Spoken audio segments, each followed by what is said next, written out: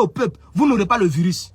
Mais tant que vous allez être là en train de faire la politique pour plaire aux gens, tôt ou tard, il y a un colonel, un capitaine, un général qui va se lever dans l'armée pour vous renverser. Ça, c'est inévitable.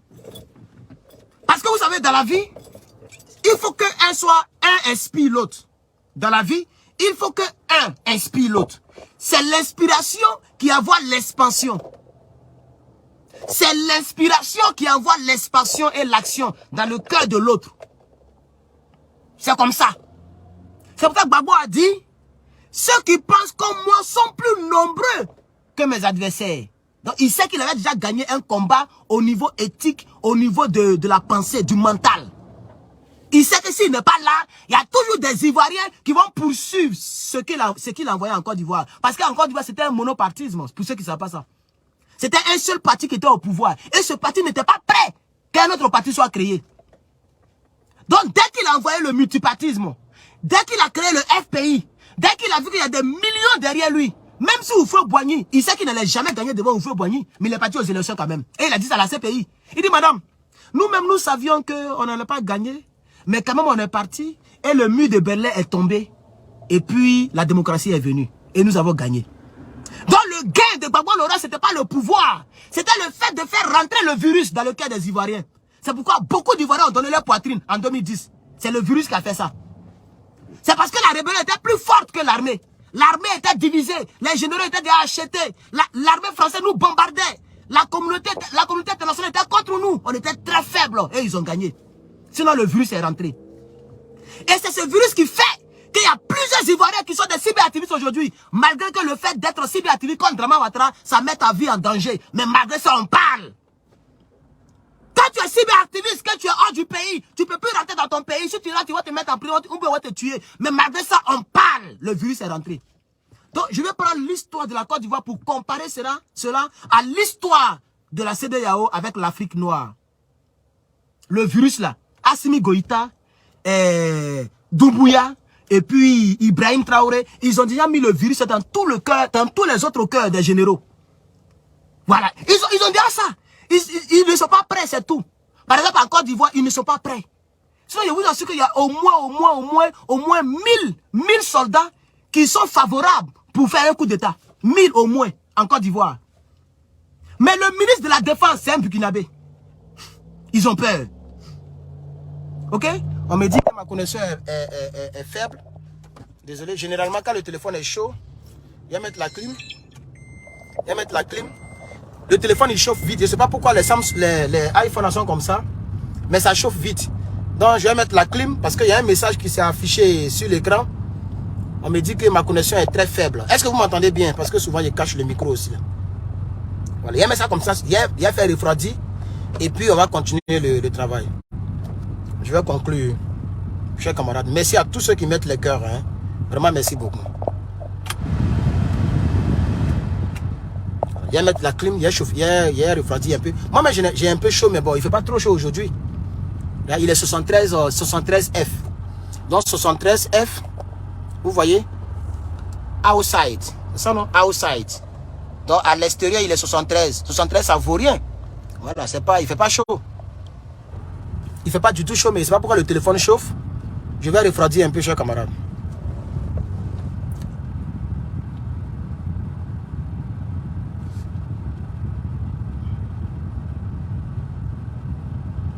Il y a un message qui est venu là, on me dit que c'est pas signal faible ou même quoi. Là, je vois que les 3 barres sont remplies.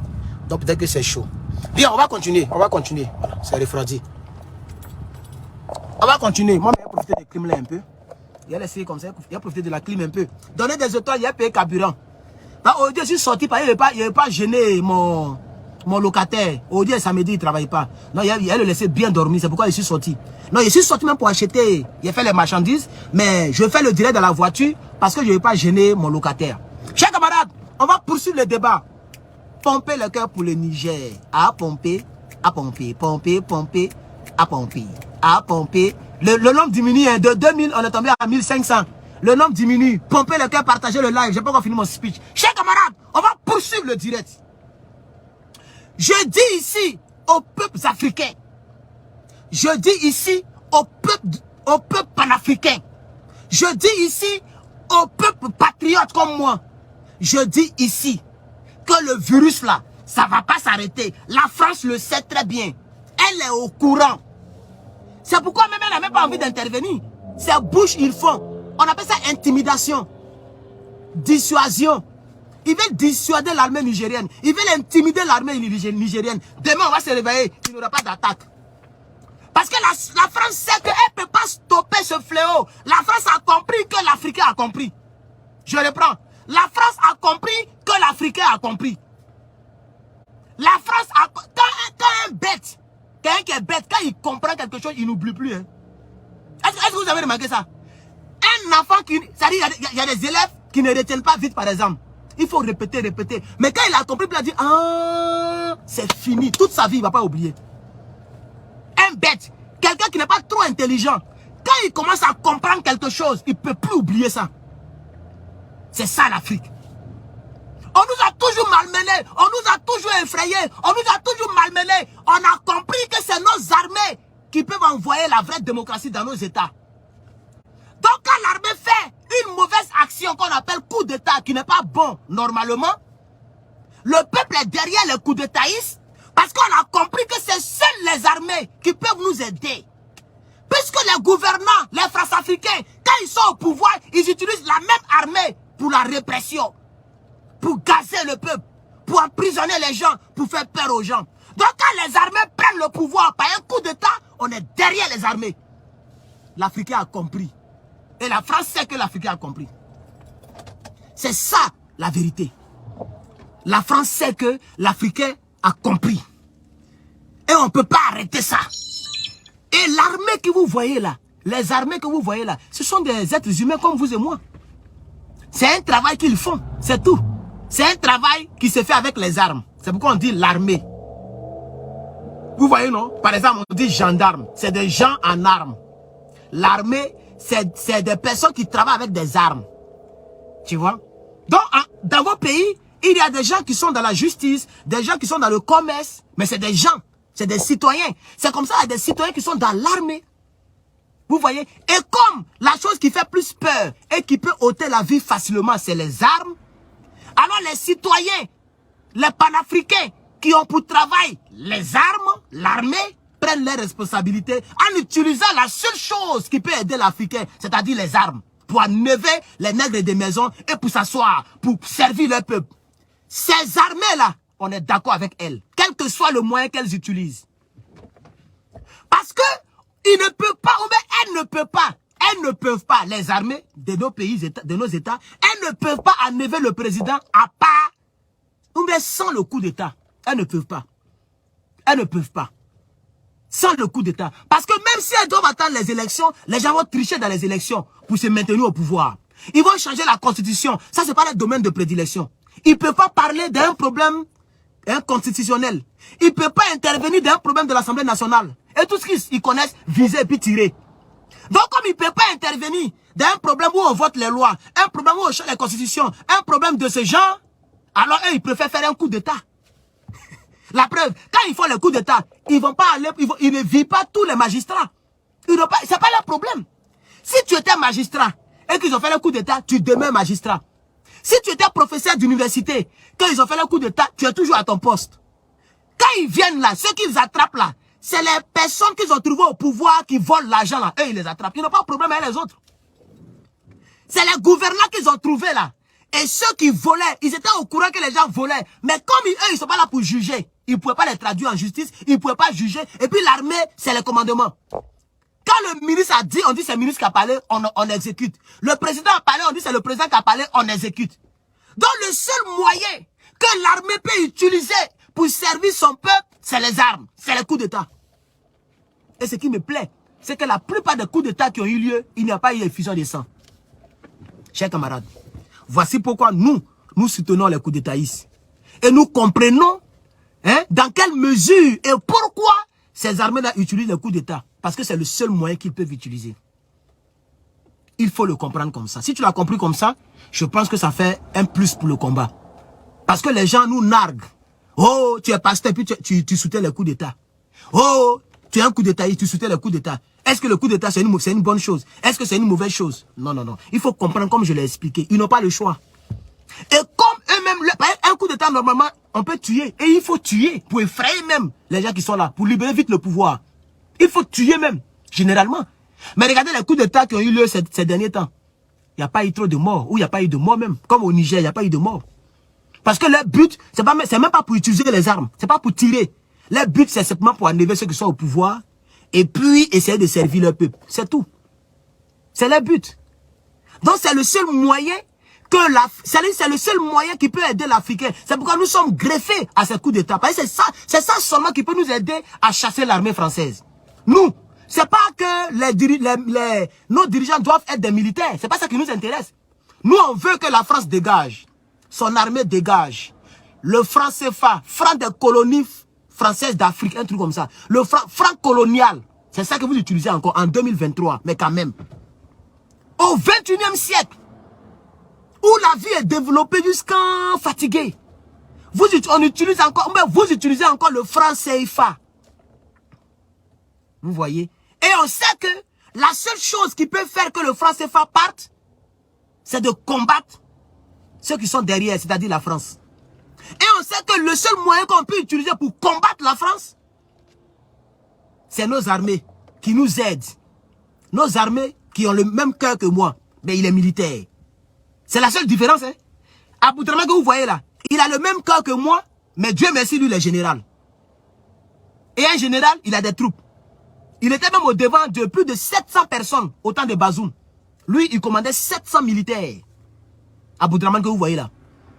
Vous voyez? Donc comme il a le même cœur, et puis il a une bonne position, il est déjà général, alors il a fait coup d'État pour l'enlever.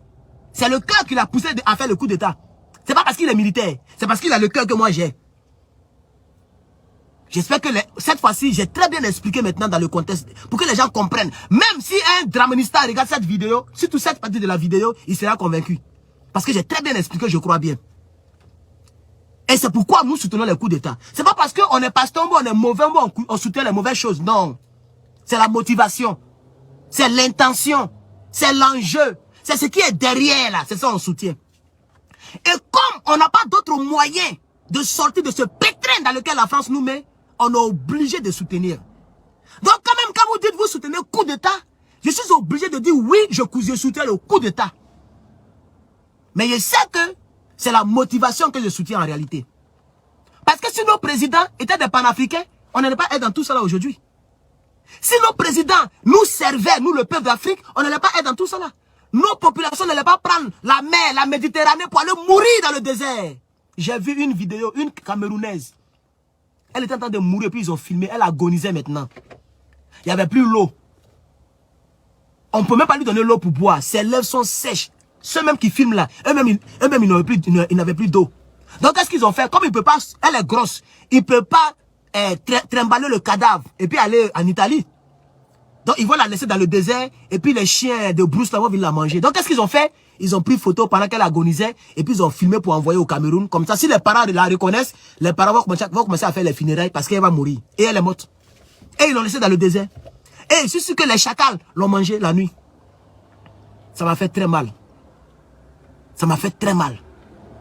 Ils l'ont filmé comme ça. Pour dire, si vous reconnaissez ses parents, elle est en train de mourir, elle est en train d'agoniser, mais on n'a plus d'eau. On n'a plus d'eau, il n'y a pas de médicaments, on ne sait pas quoi faire. On va la laisser pour avancer. Parce que si nous, mon Dieu, encore ici, là, il y a d'autres qui vont mourir. Donc, on va la laisser pour partir. Mais si vous connaissez ses parents, pardonnez, envoyez à ses parents, ça fait pitié. C'est parce que nos gouvernants ne font pas la politique pour nous servir. Chers parents, mais réveillez-vous. Si aujourd'hui, on est rempli dans le pays des Blancs, là, mais ça connaît ça. De vous à moi, c'est quel Africain qui aime vivre dans le froid? Quel Africain? C'est quel Africain qui a envie d'aller vivre en France? On a envie de rester dans nos pays et puis aller à vacances en France. C'est ça la meilleure des vies. Et tous les Africains savent le goût de ça. Tu es dans ton pays, tu es PDG d'une société. Tu es dans ton pays, tu es bien payé. Même le professeur est bien payé. Les gens sont bien payés. Le cacao est bien vendu. L'uranium profite aux Nigériens. Est-ce que le Nigérien va partir vivre aux États-Unis ou au Canada dans le froid? Non. Il va rester au Niger. Il a ses entreprises. Le pays bouge. Les présidents se battent pour que les prix alimentaires, les denrées alimentaires soient moins chers. La vie est abordable. Donc ceux qui ont un peu, ils vont prendre leur avion, ils vont aller en France pour profiter un peu. Et puis ils reviennent dans leur pays. Mais si aujourd'hui, les gens prennent le désert, si aujourd'hui, les gens sont dans les pays partout là, c'est parce que nos États ont échoué. Donc, là où notre argent s'en va là, c'est là-bas on s'en va. On s'en va derrière l'argent. C'est pourquoi on est tous aujourd'hui dans le pays des Blancs. Faut venir, tu vas vivre ici, tu vas voir comment ça est. Les gens sont jaloux pour rien. Quand les gens me regardent, ils sont jaloux pour rien. C'est parce que le pays est développé que quand tu viens avoir voiture, c'est rien. Parce que le pays est tellement développé que même toi, l'étranger, même là, quand tu viens, tu as voiture. Donc, ne soyez pas jaloux. Détestez vos présidents. C'est ça qui est la vérité. Est-ce que moi, je peux acheter FG Cruise aussi, moi, ici à Abidjan? Tu connais le prix de ça là? Même ici, même c'est cher. Imagine à Abidjan. Si tu n'as rien, il faut avoir 30 millions. En tout cas, la voiture qui est bien en forme avait moins de kilométrage à bord. Il dit bien 30 millions. Actuellement, ça là, ça est dans 24 000 $ et puis 30 000 $. Ce qui fait à peu près 15 millions de francs CFA. Bon, il y a ça où en Côte d'Ivoire? C'est quel travail il a fait pour économiser 15 millions pour acheter voiture? Mais ici, tu laves assiette. Tu peux avoir ça dans quelques années. Si tu cotises bien, tu peux avoir puis acheter ce que tu veux. Parce qu'ils sont développés. Et puis les gens payent bien. Et puis les agents là, c'est lourd. Donc ne soyez pas jaloux pour venir nous insulter. Non, détestez vos... C'est pourquoi on vous soutient pour que en Afrique là-bas vous puissiez bien manger aussi. Donc quand les gens viennent, quand les gens prennent l'eau pour aller en France là, ils vont derrière l'argent que vous donnez aux Blancs là. C'est là-bas, ils vont derrière ça. L'uranium que vous prenez pour donner aux Blancs là, c'est derrière ça ils s'en vont. Parce que ça ne leur profite pas dans leur propre pays. Donc ils vont derrière ça pour prendre. C'est pourquoi ils sont remplis en France comme ça. Et la France est devenue même l'Afrique numéro 2. La France est remplie jusqu'à fatiguer. Parce que les Africains rentrent. Il faut tout pour rentrer. Même s'il faut trafiquer les papiers, même s'il faut prendre la mer, même s'il faut risquer leur vie sous l'eau, ils font tout pour rentrer. Donc, le combat que nous faisons, c'est pour ne plus que les gens rentrent là-bas. Normalement, les Blancs devaient nous soutenir, surtout la France. Parce qu'on entend de les aider à diminuer le flux d'immigrants illégaux. D'immigration illégale, pardon, en France. Parce que tant que ce n'est pas le cas, les Noirs vont toujours rentrer en tas pour aller remplir. Puis ils vont piétiner vos maisons sociales, vos logements sociaux là. Ils vont piétiner le système, ils vont profiter de ça. Ils vont accoucher beaucoup d'argent pour que vous puissiez, ils vont accoucher beaucoup d'enfants pour que vous puissiez leur donner l'argent de ça. Puisqu'en France, il paraît que quand tu fais enfant, quand la maman fait enfant, on lui donne l'argent. Si elle ne travaille pas, c'est pas moi. Donc les familles ont les 5 enfants, 10 enfants. Ils sont en train de puiser dans le système. Les gens fatiguent les gens là, même les Blancs, même là, quand ils vont à la retraite. Regardez, les gens marchent avec les retraites, non? Parce que quand ils vont à la retraite, ils n'ont même plus d'argent. Les Africains mangent tout. Bref, je vais revenir en Afrique. Donc, chers camarades, voici un peu le speech que je voulais faire aujourd'hui. On est à 1h07, vous savez que je ne fais pas je fais pas un direct trop long pour ne pas fatiguer les gens. Je pense que je me suis très bien exprimé. J'ai eu à dire, j'ai eu à répondre à la question, est-ce qu'il y aura la guerre? Je vous ai dit oui. J'ai même envie de dire une probabilité. Oui, 73% de chance pour qu'il y ait la guerre. Ou si vous voulez 70%. Et 30% pour qu'il n'y ait pas la guerre. Ça, c'est possible. Mais je suis optimiste que demain, les langues vont changer. Le discours va changer.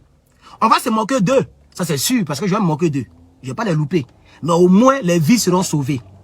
Ça, c'est, je suis optimiste. Maintenant, s'il doit y avoir la guerre, je veux rassurer à la CEDEAO et aux Africains qui soutiennent la CEDEAO là, que la guerre là, elle aura lieu. Ça veut dire que les autres ne vont pas dire, bon, quand vous êtes venus, venez prendre le pouvoir. Jamais. Vous devrez faire la guerre pour rentrer à la présidence pour prendre le pouvoir. Et ça, malheureusement, il y aura des dommages collatéraux, mais vraiment très importants. Il y aura beaucoup de morts, beaucoup de dégâts, et puis ça va mettre des choses dans le cœur des gens. Regardez ce qui s'est passé à l'ouest de la Côte d'Ivoire. Il y a un gars là, j'oublie un peu son nom là. Il y a un gars là, rebelle nigérien, libérien, qui est parti tuer aussi nos parents là. C'est parce que Houphouët-Boigny avait donné des éléments pour aller tuer ses parents, qui étaient au pouvoir. Ça fait beaucoup d'années, Houphouët est mort, là, les années sont passées, mais le petit n'a pas oublié. Il est devenu rebelle. Même au libéral là-bas, il était rebelle. Et quand il a vu qu'il y a des rebelles en Côte d'Ivoire, il dit voilà, c'est le tour de me venger. Le peuple, quand Houphouët a pris pour envoyer, pour aller tuer ses parents là, c'est le peuple qui est venu martyriser. C'est pourquoi il y a eu le génocide, ouais. Je suis en train de parler à quelqu'un ici. Oui, J'oublie un peu son nom, la façon là. C'est pourquoi il y a eu le génocide du Way. Le génocide du Way là, les libérés ont profité pour tuer nos parents à l'ouest. Parce que c'est eux qui sont allés faire la guerre. Attends, c'est Oufoué qui a donné. C'était même pas leur faute. Bref, je ne vais pas trop durer dessus, il y a eu trop de morts là-bas.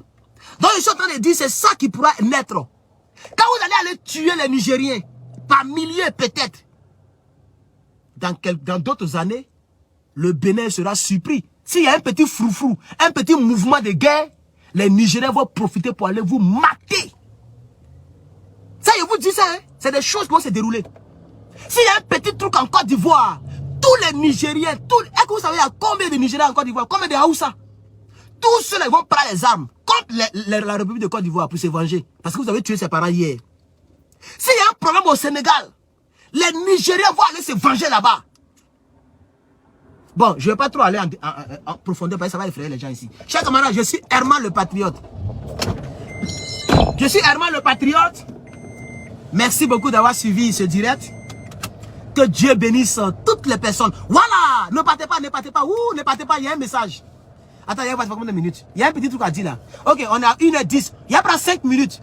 Pompez le cœur. Pompez le cœur. Ça, c'est 5 minutes seulement. Pompez le cœur. Pompez le cœur. Pompez le cœur. J'ai un message de 5 minutes à vous passer, chers camarades. J'ai quelque chose à dire en 5 minutes. Et je vais demander à tous les Nigériens de couper cette partie-là. Vous prenez à partir de 1h10 jusqu'à la fin de la vidéo. Et envoyez ça à cette dame-là. Je n'ai pas voulu parler d'elle, mais je vais parler. Elle s'appelle Samira Sabo. On met Samira Sabou. Samira Sabou est une activiste et en même temps journaliste nigérienne. Elle a beaucoup suivi. J'ai même vu qu'elle avait une page qui était certifiée. Mais après, elle a créé une autre page. Celle-ci n'est pas certifiée. Elle a beaucoup suivi au Niger. Hier, elle a jeté l'éponge. On est parti lui parler. Moi-même, j'ai fait un bon test comme ça. Le test m'a eu beaucoup de likes en bas du post. Et on l'a raisonné pour dire, il ne faut pas abandonner le combat. Elle dit, parce qu'un militaire l'a appelé. C'est-à-dire un militaire, l'autre côté là. Les gens qui sont au pouvoir actuellement, ils l'ont appelé pour dire que parce qu'elle fait, c'est-à-dire elle poste les bonnes choses de Bazoum. Vous voyez, non? Tout ce que les Bazoum font là, c'est-à-dire elle fait la publicité de tout le monde. Que ce soit côté Bazoum, que ce soit côté ceux qui sont au pouvoir. Donc comme ceux qui sont au pouvoir là, ils sont pas trop brutaux mais quoi, ils l'ont appelé pour dire il faut arrêter ça, on est dans un problème. Il ne faut pas soutenir les gars là comme ça. Elle était fâchée, elle a jeté l'éponge. On a fait tout, raisonner. D'après elle a reçu un appel et puis elle est revenue à sa raison. Ce matin on se réveille, je m'avais jeté un coup d'œil là-bas aussi pour voir si elle a passé quelque chose puisque moi je ne suis pas au Niger. Elle a fait encore un poste pour dire là c'est fini, j'abandonne. Une femme de plus de 40 ans, elle est très âgée, je crois bien. Donc j'ai fait un truc, je dis moi je ne vais plus là-bas. Mais je vais faire une vidéo pour dire ici que, je sais pas, nous sommes dans une guerre. Nous sommes en guerre. Donc vous êtes de quel côté, madame? Vous êtes avec les Nigériens, ou bien vous êtes avec les colons? Parce qu'il faut maintenant qu'on soit clair dans les affaires. C'est parce que les gens même ne vous ont pas arrêté, c'est pourquoi vous parlez. Les gens là, ils vous respectent, ils vous appellent au téléphone. Mais si vous ont arrêté pour vous mettre quelque part là, c'est parce que vous n'allez pas bavarder. Mais comme ils sont démocrates, ils préfèrent vous appeler pour dire, ah, pour le moment on est en guerre. Donc il ne faut pas faire la publicité de la CEDEAO. Il ne faut pas faire la publicité de Bazoum. Si Bazoum, dès que Bazoum parle, elle va poster. Mais quand les gens sortent, elle est au milieu du peuple. Elle est comme patriote. Mais parce qu'on est en guerre, on n'aide pas l'ennemi, il ne faut pas l'aider. Il ne faut pas aider l'ennemi. Parce que tu penses, peut-être que les Blancs voient ça aussi. Les gens voient ça aussi. Après la guerre, tu peux prendre maintenant ton activisme, on met à faire de journalisme. Mais on est en guerre, ton pays est en danger. C'est demain, ils vont attaquer, madame. Donc il faut pas être dans le juste milieu, je suis désolé. C'est quand le pays n'est pas en guerre que le journaliste ou la journaliste fait son travail. Mais quand le pays, regardez la France. Regardez comment ils sont en train de faire. Ils sont en train de diaboliser Poutine. Parce qu'ils savent qu'ils ont un camp. Les camps là, c'est l'OTAN. Ils ont un camp. Donc quand ils invitent les gens sur le plateau là, ils se rassurent que les gens vont critiquer Poutine et non le contraire. Madame, faut te réveiller, madame. C'est pourquoi je vous ai appelé une petite fille. Je suis désolé de l'avoir dit. Et mon commentaire a eu beaucoup de likes et beaucoup de... Les gens sont en train de répliquer pour me soutenir. Peut-être que vous allez me bloquer. Mais ça, c'est ma dernière vidéo. Je ne peux pas faire toute une vidéo sur vous. Mais réveillez-vous. Vous êtes aimé au Niger. Vous êtes suivi. Et vous vous comportez comme une petite fille. Non, on m'a appelé encore. Donc je ne fais plus. Je jette épaule. J'ai bien dit, je ne peux pas faire une communication à sens unique. On est où là? Elle dit, je ne peux pas faire une communication à sens unique. Donc elle, comme elle est communicante, elle doit communiquer pour Bazoum, elle doit communiquer pour le régime. Mais c'est quoi ça? On dit, va attaquer ton pays militairement. Tu penses c'est amusement. Quand la CDA va venir, ils ne vont pas te demander où est Sabo, où est telle personne, où sont les journalistes. Ils vont frapper dans le tas. Bref, j'avais dit 5 minutes, je pense que c'est arrivé. Voilà, 4 minutes, ok. Donc il reste en quelques secondes. Mais c'est bon, il a déjà dit ce que je voulais dire. Chers camarades, merci beaucoup d'avoir regardé la vidéo. C'est ce que je voulais dire à cette dame-là. Voilà, et moi j'ai perdu toute estime venant d'elle, parce qu'elle n'est pas patriote. Voilà, quand on est patriote, en temps de guerre, désolé, hein. Quand on est patriote en temps de guerre, on soutient son peuple d'abord. Voilà. En temps de guerre, là, on soutient son peuple d'abord. Quand la guerre est finie, on devient journaliste. C'est de ça qu'il s'agit. Mais tu communiques pour les gens qui travaillent pour la France. Tu es dans quoi? C'est parce qu'ils ne t'ont pas arrêté, c'est pourquoi tu bavardes. Ah oui, hein? Ils ne t'ont pas arrêté, c'est pourquoi tu bavardes. Si ils arrêtent les ministres, c'est toi, on ne peut pas arrêter. Et ils arrêtent des ministres. Ils ont arrêté le ministre du, je ne sais pas quoi là, de la justice ou bien quoi là. Ils ont arrêté plein de ministres là-bas. Tu vois? Mais ils respectent ton travail. Ils t'appellent respectueux pour te dire que ah, il faut arrêter ce que tu fais là. Il ne faut pas travailler pour les gens là. Il faut nous soutenir. Aïe! Le peuple a un camp. Toi tu es dans 2 camps. On est dans quoi? Chaque camarade a coupé le direct. Que Dieu vous bénisse. À bientôt. C'était Herman le Patriote. Je suis au volant et je ne vais pas que la police me crée des problèmes ici. Donc merci beaucoup chers camarades. Je vous bénis. Je bénis toute l'Afrique. Je prie que Dieu vous bénisse. Je prie que... Ah, j'ai oublié d'acheter... Bon, c'est pas grave. Je prie que Dieu vous bénisse. Et voilà, si vous n'êtes pas abonné, rassurez-vous de vous abonner à cette page. Et voilà, c'était une nouvelle page. En un mois, j'ai fait 18 000 abonnés. Voilà, en un mois. Et en moins d'un mois, parce que ça a fait un mois, le 16 de ce mois. Mais déjà, les nouveaux abonnés, ça fait 18 000 nouveaux abonnés. On est déjà à 31 000. Attends, on était à 11 000 quand j'ai commencé politique sur cette page. Voilà. Quand j'ai commencé politique, on était à 11 000 abonnés. Actuellement, on est à 31 000. Donc, ça fait combien? 31 moins 11. Je pense que ça fait 20 000 déjà. Voilà. Donc, abonnez-vous. Quand le travail est bien fait, les gens viennent s'abonner naturellement. Et la page est restreinte. Mais quand je lance direct, s'il n'y a rien, c'est 1000, 2000, 1500 personnes en ligne. Que Dieu vous bénisse. Et que sa grâce soit avec chacun et chacune d'entre nous. Dès qu'il y a un petit son, je serai en direct. Que Dieu vous bénisse.